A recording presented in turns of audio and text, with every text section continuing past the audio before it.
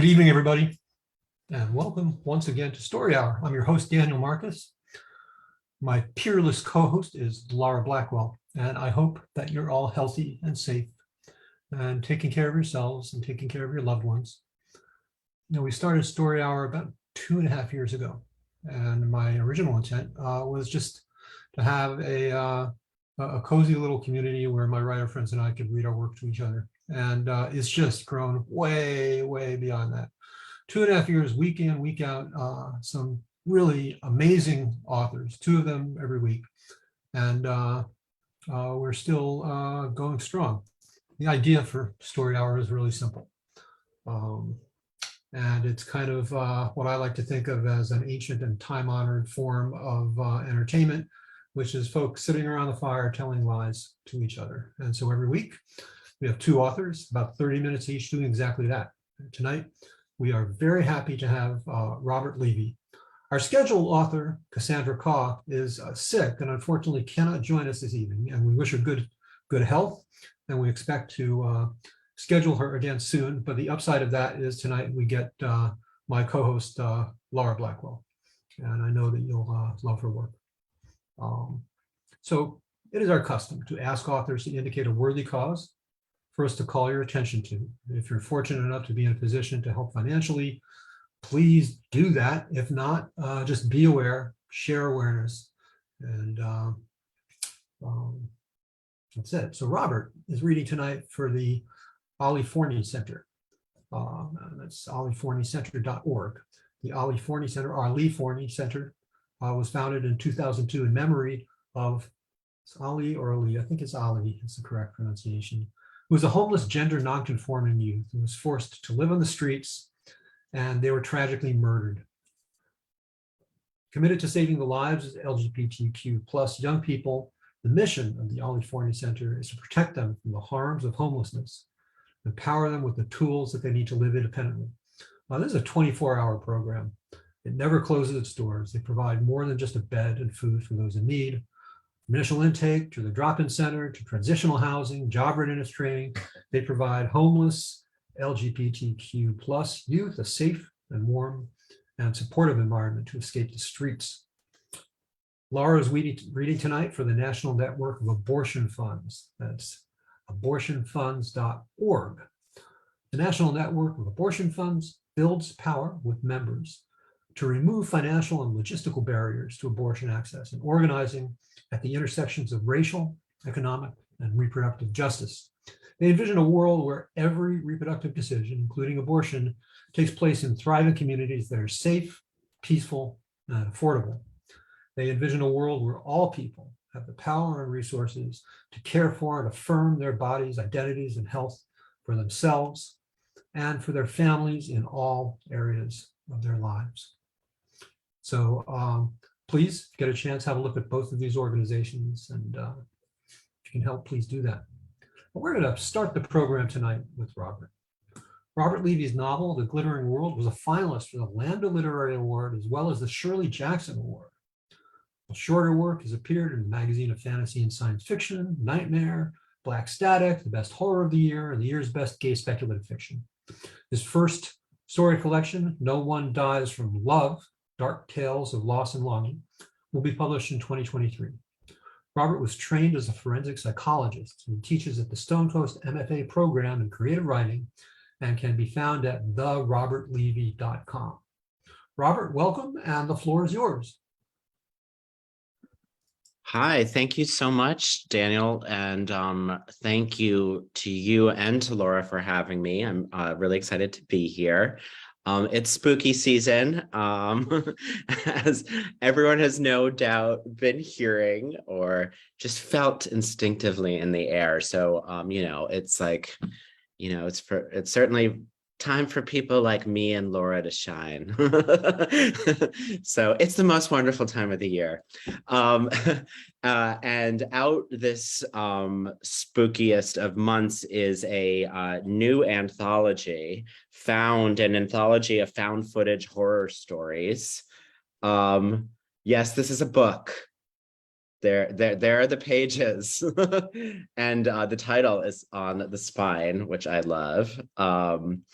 And this is edited by Andrew Collin Gabino Iglesias, and it's all stories that are based on the concept of found footage. Now, you may wonder, how that works in literature, and it works in, at least 20 different ways, according to the authors in this collection. So this is my interpretation of the concept, and I hope you like it. This is called, This Video Is Unavailable.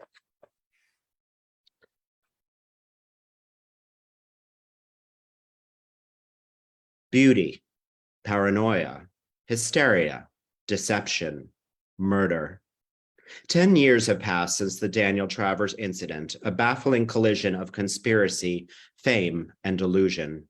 In this oral history, Trespass Magazine takes a look back at one of the darkest episodes born of the internet age, as told by those who lived it. Maggie Foe, fan. Daniel started vlogging on YouTube when he was a baby. Okay, not really, but he was like 9. He did direct-to-cameras about his life in Daytona, choosing what to wear for school, shuttling between divorced parents with his brother and sister. Normal stuff. But what made him stand out was he really stood out. His fashion sense, his humor, and of course his makeup tutorials, which were next level. Even then, it was pretty obvious he was gay. Sorry, is that offensive? Justin Riley, fan.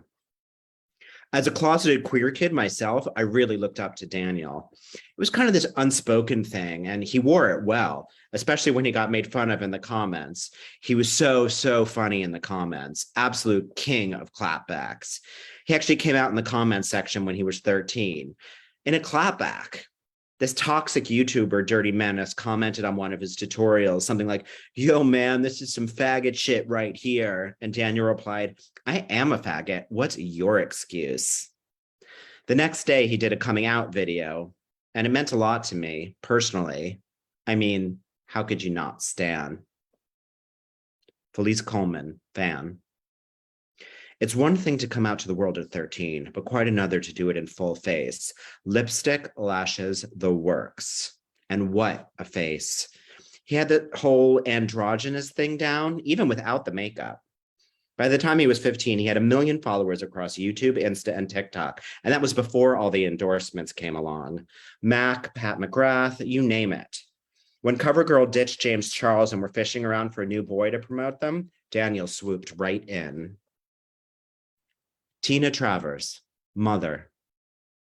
Oh, Danny was a happy child, a very happy child. I mean, I didn't know what he was doing in his room half the time with all his videos and makeup and everything, but he always seemed to be enjoying himself.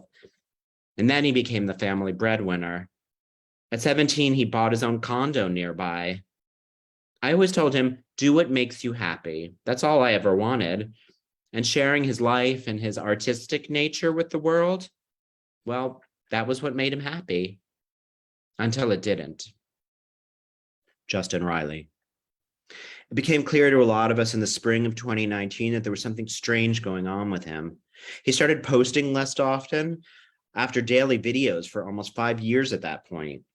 By July, they trickled off to once a week tops.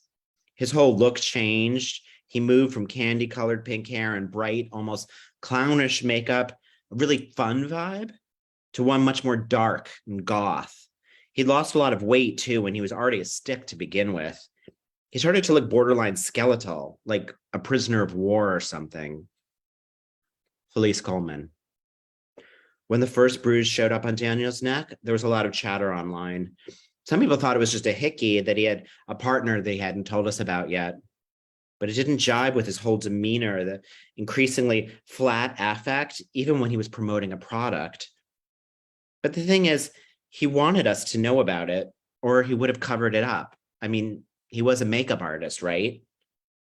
Either that or he'd gotten careless, which seemed even more out of character, to be honest. Maggie Foe. Oh my God, the bruises. That was when I got really worried. They started showing up on his neck and back. You could see them when he was shirtless, but the ones on his arms freaked me out the most. They were sort of striped like long fingers. They looked like someone grabbed him and really squeezed, like he was being starved and beaten up and just, gah. Justin Riley. Everyone had their own theory.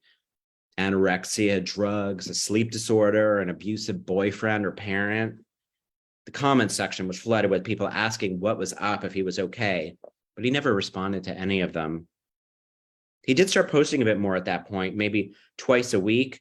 You could tell he was trying to put on a better face, that the comments were getting to him. But the weirdness continued. Felice Coleman. The real turning point was the hand. That changed everything.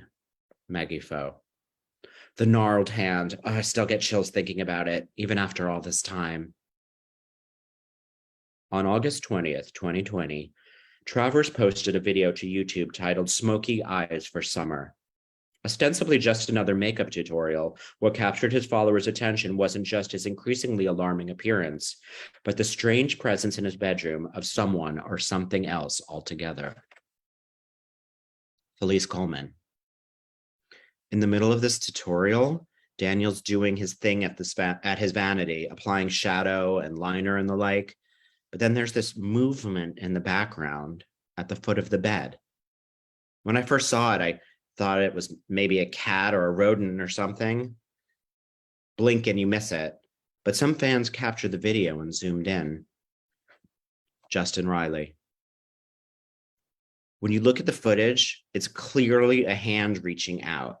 And when Daniel turns to look at it, it darts back under the bed. It doesn't look human either, or if it is, that it's someone who's disfigured, like with burns or gangrene or something. It was all twisted and greenish gray with really long fingers and moved in a creepy crawly way, like some kind of huge ass spider. Maggie Foe. I think the weirdest thing was that there was anything else in the room with him. Daniel's videos were always him solo, always. They felt private and intimate, you know, like it was just you and him having a conversation. This hand thing, it felt, I don't know, wrong. I felt violated and it made me super panicky. Felice Coleman. The fandom went berserk. If you thought people had crazy theories before this, well, afterwards, it was completely out of hand. Sorry, I didn't even mean to say that. God. Justin Riley. I absolutely believe there was a malevolent supernatural presence in Daniel's apartment. He'd recently moved in there, which was when his appearance started changing and he stopped posting so much. It made the most sense to me, crazy as it sounds. It just fit. Maggie Foe.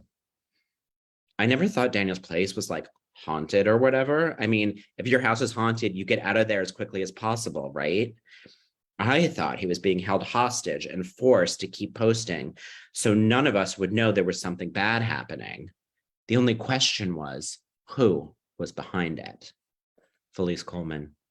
The Proud Boys, QAnon, ISIS, this evangelical motorcycle club in Florida called the Holy Rollers, Dirty Menace, James Charles. I mean, the list goes on. Regardless, I was convinced he was sending us covert signals that he was in danger and needed our help. There's really no question in my mind. Tina Travers. I started getting emails and calls and text messages from Danny's followers who thought he was in some kind of trouble. I don't know. I have no idea how they even got my information. My ex-husband recently remarried and was starting a new family, and everything involving the care of Danny's brother and sister had fallen to me. I had my hands full. I'm not going to lie. I dropped the ball, and it haunts me to this day. But I did reach out to him. He swore to me that he was doing fine. There was nothing to worry about. He sounded, I don't know, like Danny, I guess. I mean, what else was I supposed to do? I was already in a dark place myself. Justin Riley. After I saw Smoky Eyes for Summer, my hands wouldn't stop shaking. I was a mess. I couldn't get to sleep thinking about what he was going through. I knew somebody needed to step in. Why couldn't that person be me? So I called the police in Daytona. Felice Coleman. I emailed my representatives here in Atlanta, demanding action. Maggie Foe. I called and texted Daniel's mom after someone posted her number online, Justin Riley. And I called repeatedly. We got hashtag Save Daniel trending on Twitter, and well, they had to do something about it now. We were making too much noise. Tina Travers. If I knew how things would turn out, I absolutely would have made different choices. Absolutely. Of course, I would have gotten to the bottom of what was going on with him. To me, though, those people that were contacting me, they sounded like a bunch of nut jobs. Detective Brian Worth, Daytona Police Department. We were swamped by calls, so many we grew concerned it was some kind of swatting situation. We've heard all kinds of nonsense, but it went on for days, so we finally decided to pay a wellness visit in order to lower the temperature with his fans. Turned out, everything was fine. Daniel Travers opened the door for us when we knocked and showed us through the residence. There was nothing unusual, nothing amiss as far as we observed. He was alone and unharmed, and assured us there was no cause for alarm. Justin Riley. The cops tweeted out they visited him and that he was quote unquote safe and well. That's it. I mean, safe and well, according to who? Did they ask him about the bruises or the strange behavior or the goddamn hand under the bed? How on earth were we supposed to believe them when they were contradicting what we'd seen with our own eyes? Detective Brian Worth. The calls, they kept coming, day and night. Our chief threw his hands up and told us to go on and ignore them. Felice Coleman. A day or so after the police visit, someone deleted Daniel's videos. I mean, every single one. You scroll through his channel, it's still up after all these years. And it's all, this video is unavailable, this video is unavailable. They're all just gone. And if you think the hand thing got people going, the videos being taken down was the last straw. Maggie Foe. That was the turning point for sure. I know it was for me. My entire body was humming with nervous energy, and I needed to get it out. It was making me totally sick. Justin Riley. A bunch of us on the Daniel T. Fans Discord server realized that if Daniel's friends and family, and even the authorities weren't going to do anything, then it was on us. Those of us willing would meet up in Daytona and put a stop to whatever was harming him. I maxed out my credit card and bought a plane ticket for the next morning. Maggie Foe. I borrowed my sister's car and drove down from Baltimore. Felice Coleman. I got on a Greyhound bus from Atlanta. I just knew it was something I had to do or I was never going to be able to live with myself. I didn't even think twice. Maggie Foe. We gave everyone 24 hours to get to Daytona, enough time to dig up Daniel's address. Turned out someone in the server was a friend of his little brother, so once we had that connection, it wasn't too hard. Morgan Travers, brother. My friend Todd Lawrence sold me out, and you can print that. He sold me out, and he gave my number to those people. Once they started texting me, calling me, what was I supposed to do? I was only 14. Worst mistake of my life. To this day. Justin Riley. We met a few blocks from the location so as to not draw suspicion. All of us sweating buckets. 10 at night, and it was still humid as hell out. There were 7 of us. Me, Maggie Foe, Colin Bartz, Julie Meyer, Felice Coleman, Al Lopez, and Jackie Smith. Note, Bartz, Lopez, Meyer, and Smith declined to participate in this piece. At that point, we affirmed we were all there for the same reason with the same goal, to free Daniel at any cost. Then it was go time. Maggie Foe. I was scared, but ready. I mean, I just kept thinking this was exactly what I would want people to do for me if I was in trouble. I would want the same exact thing. It was almost like I was heading out to free myself, you know? Felice Coleman. We all walked over to his building, a pretty fancy high-rise type of situation not far from the beach. It was Justin's idea to ring the buzzer instead of trying to sneak in. It would have been too hard to pull off without being noticed. It was also his idea to pretend we were the police. Justin Riley. A male voice answered, and I wasn't sure if it was Daniel or not, but we'd already planned our move. This is Daytona PD. We need to perform another check on the apartment. Thank you. That's all it took. And we were buzzed in. Maggie Foe. We all cram inside the elevator. As it rises, I keep thinking, please be okay, over and over. The doors open, and we march down the hallway to find his place, 11D, which is like D for Daniel, right? We ring the door, and we wait. Felice Coleman. My heart was beating out of my chest. I was so nervous, but I was willing to risk everything. I swore on it. We all did. When that door opened, there was one huge moment of silence, like we were all holding our breath. And there he was, Maggie Foe. Daniel Travers, not on a screen, but right in front of me, in front of us, Felice Coleman. Standing in the doorway, he didn't look all that different. Drowsy, drugged, maybe, scrawny, and completely surprised to see us. I just wanted to hold him. Justin Riley. Colin was in the front. He was the first one to touch him. He grabbed his shoulder and tried to get him into the hallway. Daniel resisted, though. He pulled away and ran back into the apartment. We raced after him. After that, Maggie Foe. After that, I can't tell you exactly what happened. Sorry, I mean, it's why you're interviewing me, right? Still, I can't really explain. All I can say is that I think I went someplace in my head, like a wave of emptiness fell over me. I totally went someplace else. Felice Coleman. It was dark inside, but we had a little light from the front door. It felt like a mad dash to confront. We still weren't sure what. I looked down at my fingers which were flexing and unflexing. It was like someone else was in charge of my body all of a sudden. Maggie Foe. We reached the bedroom, and the first thing we did was flip over the mattress. It was all about the hand and whatever was under the bed. And when we flipped it, there was nothing there. Justin Riley. Nothing at all. Just some dust bunnies and an old pair of sneakers.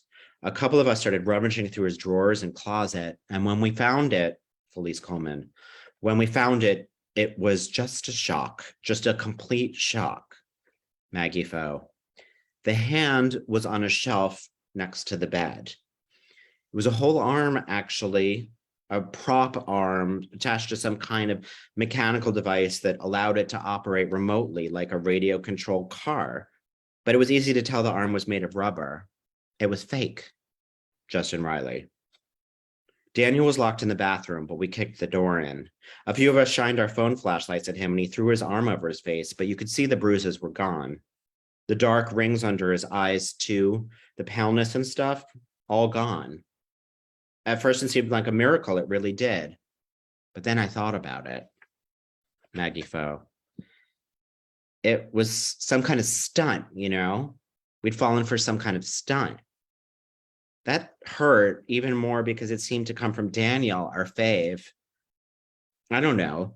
All I could think about was how awful I felt, how I'd been robbed of something important to me, something precious. Honestly, I was totally bugging. I was just shaking. Felice Coleman. The temperature in the room shifted.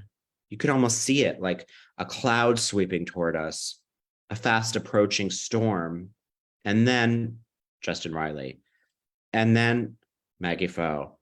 And then someone hit him. A punch, Justin Riley, right in the face. I don't remember who. It might have been me. Maggie Foe. We started screaming, all of us, screaming and wailing on Daniel, attacking him with our fists and our nails. And once he hit the floor, we kicked at him, spat on him. Felice Coleman. I tore into him, my hands digging into his flesh like I was kneading clay. I kept going until my fingers broke through the skin, hot blood spattering my face. All I kept thinking was, you made us do this. You made us do this. Because in a way, he did. Justin Riley. It was like, I just wanted the bruises to be real. He owed us that after what he did to us. So we did it. We made them real. We made his illusion a reality. But was it really us doing it? Or was something else making us? Maggie Foe. And we didn't stop, not until it was over. We didn't stop until we're all out of breath and sobbing and collapsed on the bathroom floor around him. Justin Riley. We smeared the mirror and walls and floor in blood. Thick clumps of his dyed black hair stuck between my cracked and bleeding fingernails as I wept. The 7 of us, we killed Daniel Travers. He brought us all together, and we beat him to death. Felice Coleman. I don't remember anything after that. Not the police arriving, not being taken to jail, nothing. The next thing I do remember is my parents showing up at my court appearance 2 days later, and then seeing Daniel's mother there. Her face, Jesus. Her face. Tina Travers. How did I feel when my son was murdered? How do you think I felt? A flame went out inside me forever. He was my baby, my very first baby. It destroyed me. It still destroys me every day, a little bit more. Is that the kind of answer you're looking for? After the preliminary court hearing, an unlikely source was able to shed some light on Daniel's mental state in the days and weeks leading up to his murder. His 12-year-old sister, Sarah Travers, now 22, describes the aftermath of her brother's death. Sarah Travers, sister. I couldn't believe it when our mom told us. I really couldn't. I just texted with him earlier that night, the way we did every night since he moved out. Even though it's hard to know for sure, you can never really know someone else's heart, not really. He told me he was making some positive changes in his life, and I believed him. He'd gotten tired of being a YouTuber, but he didn't want to tell anyone. He was afraid to tell mom because it was such a cash cow, or his followers because he didn't want to let them down. He still wanted to do makeup, but for Hollywood, like special effects. And he wanted to do horror movies the most of all. That's what all the weird stuff was, I think. The bruises, the mechanical hand, the hollowed out eyes. He was practicing on himself. I think he was lonely and wanted someone special in his life, but even still, he was mostly doing okay. I don't think anyone could have imagined all this, that those fans would take things so far. Human nature is wild, though. I've given up trying to figure out anybody. It's weird to think how I'm older than him now, older than he'll ever be. I miss him to death. We all do, me and mom and Morgan. I just wish he was still here. I wish Danny was still alive. Justin Riley. I still think that apartment was haunted, that it made us do what we did. Maybe it made Daniel look healthy when we saw him in the bathroom, so we would, lash out? I mean, it's the only explanation I can live with. The alternative is just too awful. Sure, we all got off on temporary insanity, a shared delusion defense. And I did 18 months for impersonating an officer, which, fair enough. But I'm not convinced that that's all that really happened. I think there's another truth yet to be told. Felice Coleman. I believe Daniel made that hand and maybe made himself look like he was being abused or damaged or what have you. The evidence is there for that, and I'm not saying otherwise. But if you knew him the way that if you were paying attention, you'd know that he was doing all that to express something that was going on inside, the way he always did. Only now he was expressing some kind of inner torment. That torment was real, and it's gone completely unexamined. What was going on inside that head of his so bad he felt the need to create this awful picture, the kind that drove us to do what we did? He was being abused, I'm telling you, Maggie Foe. A lot of what I've told you is like a story I've heard so many times I've made a memory out of it, only the memory isn't really there at all. I've had to fill in a lot of blanks from that night and a lot of nights after too. I'm pretty sure we all have. Justin Riley. There was something else besides Daniel in that apartment. Something alive. That's what he was trying to tell us the only way he knew how. Maggie Foe.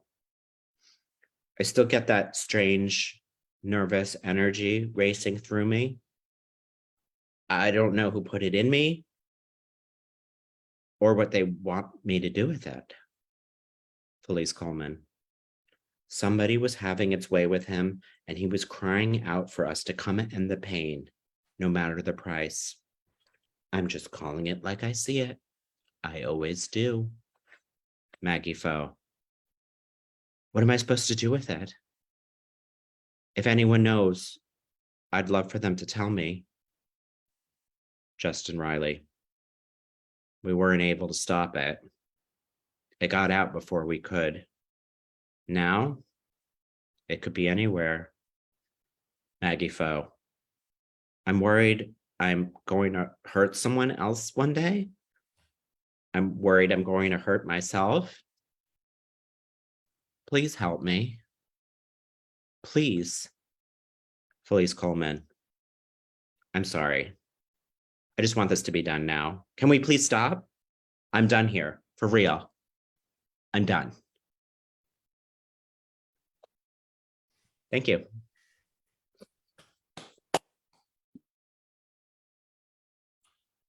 That was wonderful. I'm not going to say let's give Robert a hand. That would be wrong.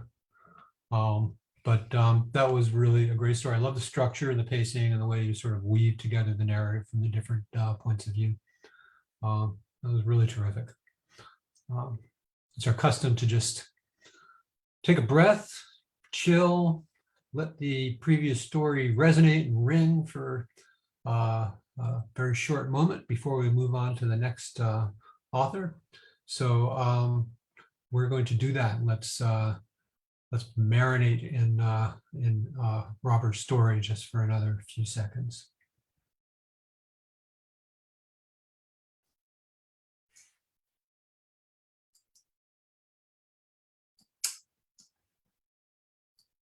All righty then, onward. Our next reader is my fabulous co-host, Laura Blackwell, who is a Pushcart-nominated writer of speculative fiction. Her stories have appeared in magazines and anthologies, including Nightmare, Cat's Cast, Chiral Mad 5, and 2016 World Fantasy Award-winning She Walks in Shadows. She co-hosts the online reading series Story Hour, and you can find her online at pronounced Laura, LAHRA.com, and on Twitter at pronounced Laura. Laura, please take it away. Really? I have to follow that? Really? Okay. Well, this story does have something of a similar flavor because it's another one of, it's not as scary, but it's also kind of sad. And I need to give you some warnings for it. It does have a lot of medical anxiety, and there is also child death. So I totally understand if that's not something you can listen to. This appeared last Halloween in And the Dead Shall Sleep No More, Volume 1. which is an ongoing anthology series from Input Output Enterprises. Volume 2 comes out this Halloween, and it's all vampire stories. There's just all vampire stories. No spoilers about that. So it's kind of a fun series. And this is my entry, The Night Nanny. Among the questions we asked the Night Nanny candidates, the usual about CPR and vaccinations, the less standard ones relevant to our baby's medical condition, Michael always managed to slip in, "Are you a vampire?" When Michael was tired, he distracted himself with jokes. And when he was very tired, he couldn't tell they weren't funny. New fatherhood took him into a new world of lame humor. One candidate laughed a shrill, pandering peal that would disqualify her from working with a healthy infant, let alone one on his 6th week into second surgery.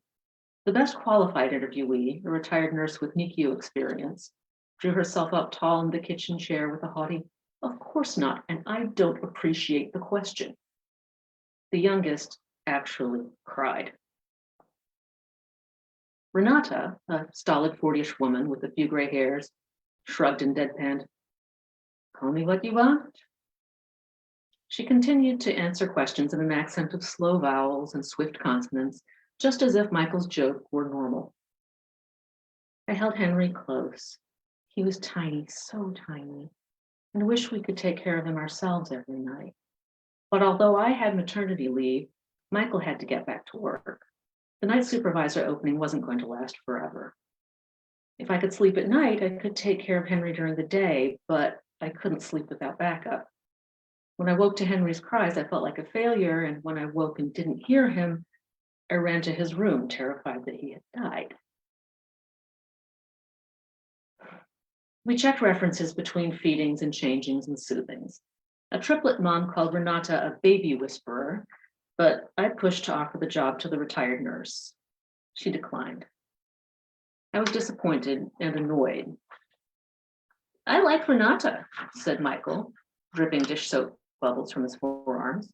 "I think she's German. Her accent reminded me of my year in Cologne." He put the bottle parts in their special drying rack. The oily, yeasty smell of poured-out formula clung to both of us.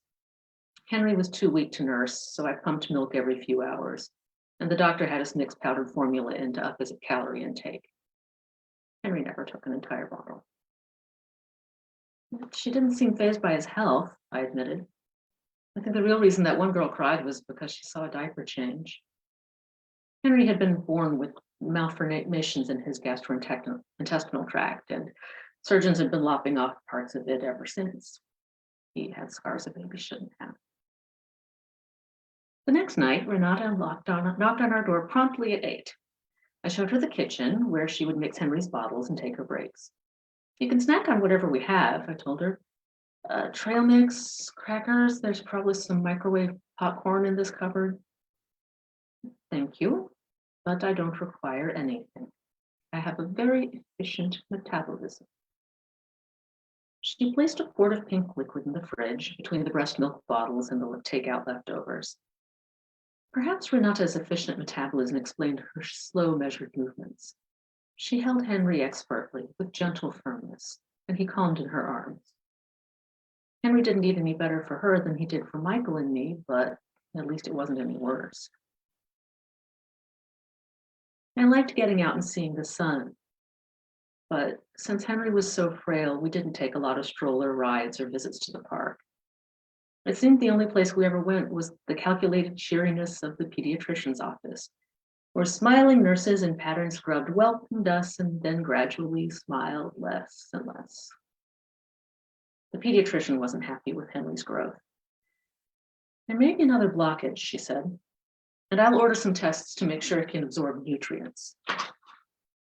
"Is he really such a mystery?" I kissed the top of Henry's head, feeling his warm skin through the fuzz of fine hair. I could see his pulse throbbing in the fontanelle on top of his skull, his ribs protruding with every breath, his spindly limbs that lay too limp, his eyelashes curled above improbably plump, soft cheeks. He was both beautiful and pitiful. I disliked the doctor's office, not just because of the bad news, but because of the other patients in the waiting room. The babies were plump and alert, picture perfect, flailing with undirected energy. Their parents looked away from us suddenly, superstitiously, as if Henry's condition were something contagious that could catch through their eyes. I envied them their easy life of encouraging weigh-ins and successful checkups. I hated their unspoken implication that exquisite, fragile Henry was not a real child, but a problem better left unmentioned. The test results gave us few answers and less hope. Normal growth and development were not assured for a child who'd had a quarter of his large intestine removed. It wasn't certain Henry would ever manage much in the way of solid food. Michael and I lived on opposite schedules, together for just a little time in the morning when he came home and in the evening before he went to work. He held Henry whenever he could, even helped with feedings and diapering, knowing how precious every moment with Henry was.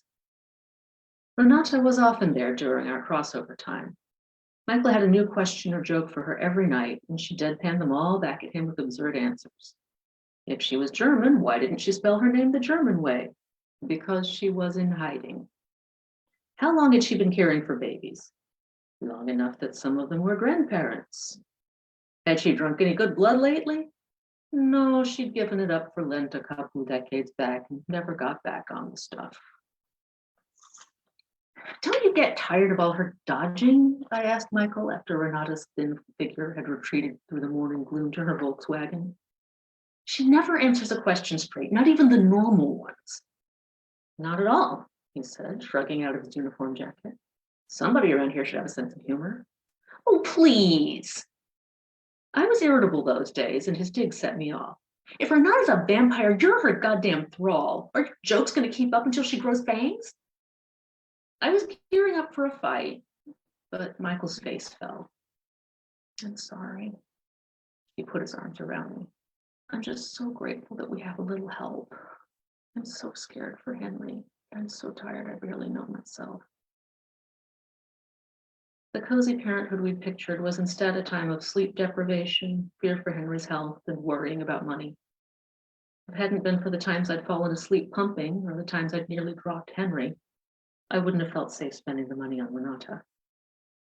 We had enough to keep Renata through the winter, but no longer unless I went back to work. And I wanted to go back to work. I missed my classroom. And at work, I had problems I could actually solve. Students who had survived a decade, and normal conversations with adults. One evening in February, Michael and I enjoyed an unusually quiet dinner.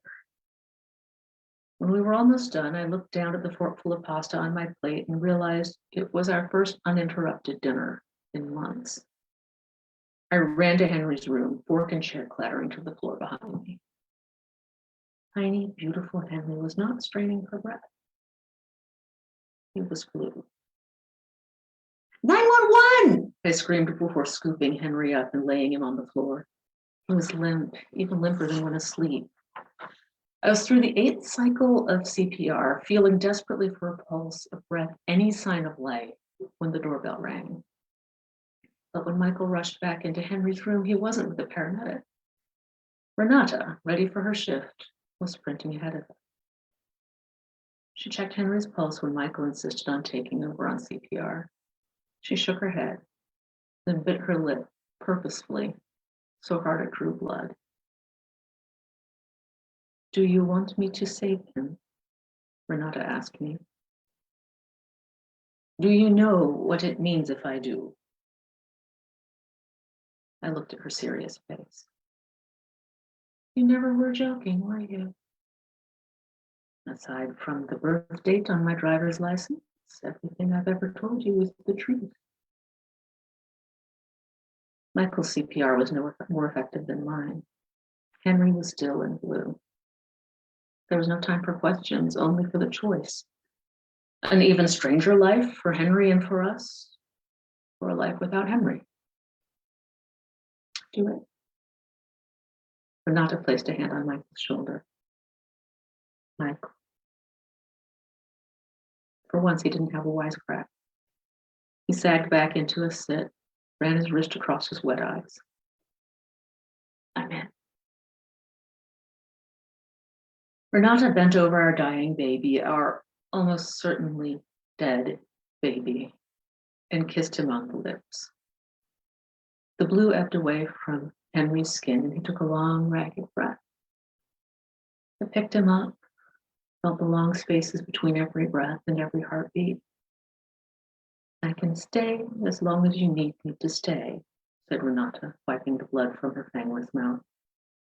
I was a cook back in Germany before the change. When was that? Before the war? Before the first war. Henry nestled against me, skin soft over his thin body. What will Henry's life be now? Renata was matter of fact, as always. He'll always be more comfortable in the dark. His night vision will be strong. He'll never be able to eat solid food. He will grow and he will age, but it will be slow. I was 20 when I changed. 100 years that wore like 20. So, homeschool. Educating Henry alone was infinitely preferable to losing him. And moving house. State to state is good. Country to country is better, but that's hard to do now. But he'll still be a child when we die, said Michael, no trace of a laugh in his voice. We'll take care of him. I could, said Renata. But don't you want to be there for him? I can change both of you. Michael took my hand. I'm willing. What about you? For Michael, it was a no-brainer. He could still work at night. He could live on protein shakes and no one would be the wiser. For me, though, I still wanted a normal life, or as normal as I could have. I wanted sunshine. But no matter what Henry was, I was his mother, and I would take care of him however I could. What about thralls, Renata? Are those real? Not like Renfield, just a servant or a friend with a special bond. They can't leave even if they want to. When times are bad, sometimes they offer blood. Her eyes grew distant. I haven't had a thrall in a very long time. Are you offering to be one? Not for you, I said to her, and then to Michael. Not for you either. For Henry. Are you sure? Renata sounded surprised. You'll always be close to each other, but it's not always an easy life. I set my hand on Henry's head, feeling his pulse through the fontanelle. He was growing warm. Maybe not. But the way I see it, I've been his thrall since he was born. Henry opened his eyes then, and I was lost. I cradled him close, and I loosened my robe. I had milk, and I had blood, and he could take them both for as long as I had to give.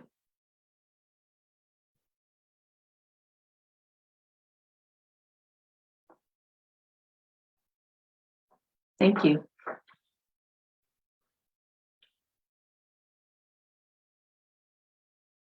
Oh man, thank you so much, Laura. That was lovely. Wow, what a night. Well,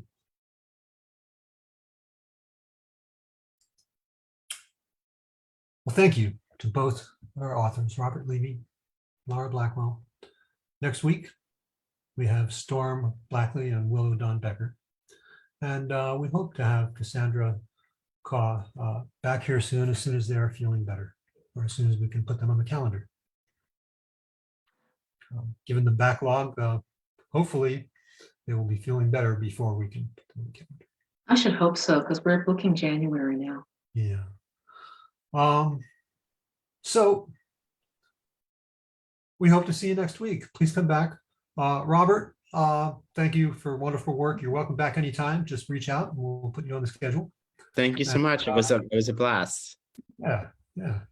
And meanwhile, everybody just take care, be good to yourselves, be good to each other, keep spinning the fictive dream as a reader or a writer, and we'll see you next time. Good night, everybody. And happy Halloween. Happy Halloween indeed.